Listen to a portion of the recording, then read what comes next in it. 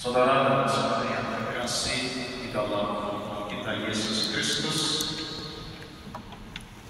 dalam pengalaman hidup kita atau dalam realitas kehidupan kita sehari-hari, saya yakin dan percaya banyak dari kita, atau mungkin hampir semua dari kita, itu senang kalau orang memuji kita. Saya yakin dan percaya kita akan merasa bahagia kalau orang itu menyebut hal-hal yang baik tentang kita. Tadi sebelum kesini ada mungkin yang merasa dipuji oleh temannya, atau ada yang memuji temannya. Bagaimana perasaannya? Mungkin ada yang bilang, kenapa hari ini bajunya bagus? Ada nggak yang memuji hari ini? Ada, Mas. Tidak ada. Ada. Kalau tidak ada, tidak usah cemas. Pujilah dirimu sendiri. Makanya lipstick Kalau saya. tidak ada memuji, tidak usah cemas. Puji dirimu sendiri. Tetapi sebaliknya, jika ada orang yang mengatakan hal yang buruk tentang kita, atau mengatakan hal-hal yang tidak kita sukai, apa yang kita rasakan? Sedih, marah, Nangis. jengkel, emosi. Kembali saya bertanya, sebelum masuk gereja ada nggak yang mengatakan hal yang buruk tentang diri kita masing-masing? Yakin? Ada. Kalau ada, bagaimana perasaannya? Masuk gereja itu merasa tidak sukacita. Jangan mungkin di luar gereja tapi wajib jelek. Masuk dongkol dia, marah. Jangan. Masuk gereja itu dengan penuh sukacita. Inilah realitas dalam kehidupan kita manusia.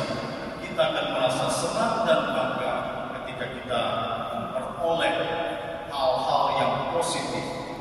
Tetapi kita akan merasa marah dan jengkel ketika kita memperoleh hal-hal yang negatif. Tetapi kita tidak bisa menghindari bahwa kedua-duanya, baik yang positif maupun yang negatif, itu ada dalam diri kita masing-masing. Dalam bacaan Injil pada hari ini, Yesus menyebutkan beberapa poin dengan kata berbahagia.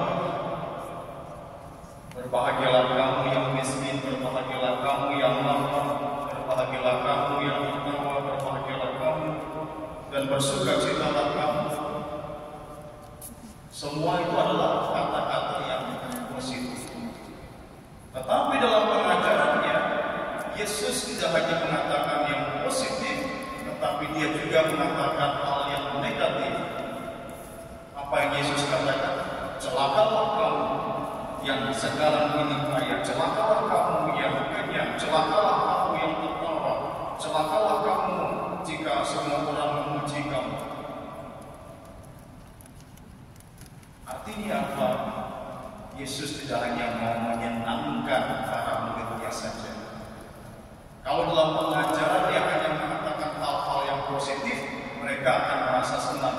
Tetapi mereka lupa bahwa dalam diri mereka juga ada sisi yang negatif. Kalau kita lihat bersama bacaan Injil hari ini dari Injil mana? Injil mana?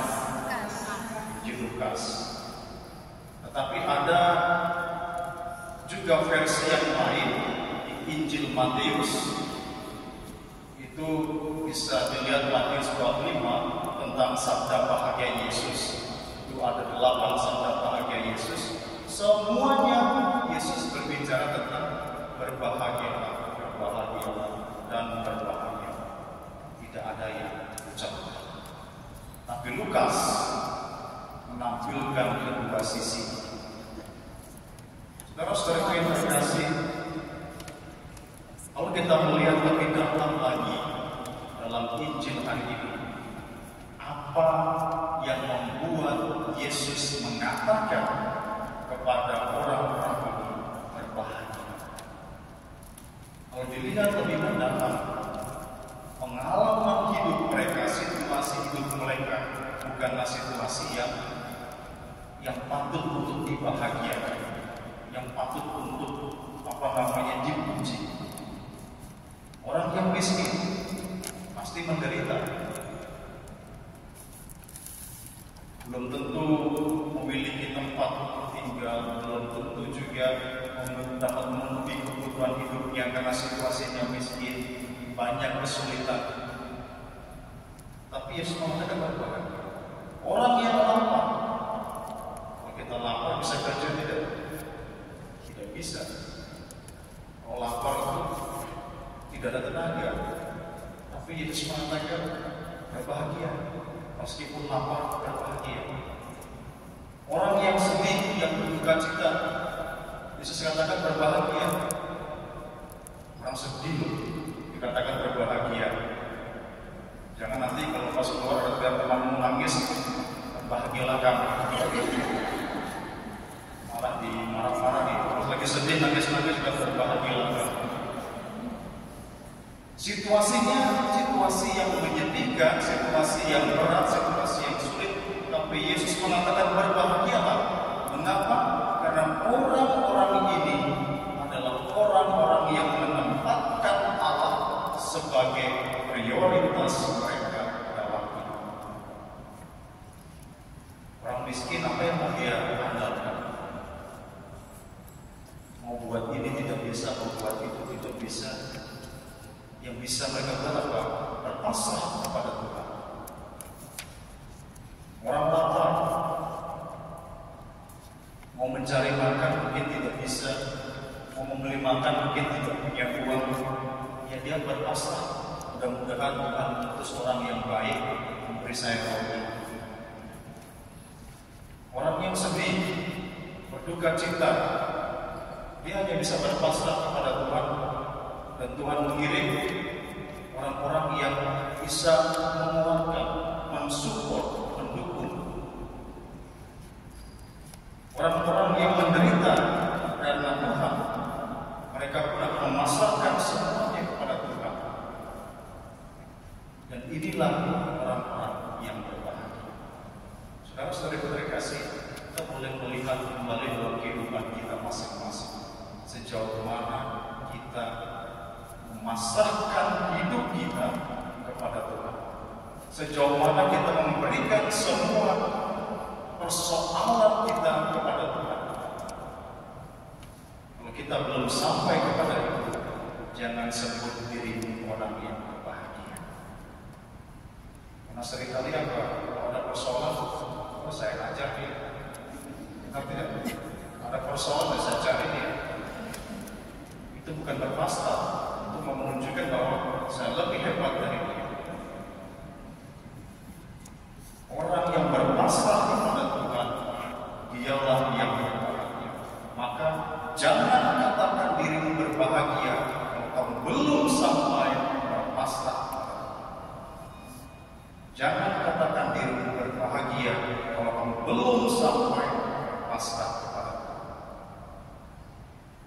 Di sisi lain, mengatakan celakalah kamu.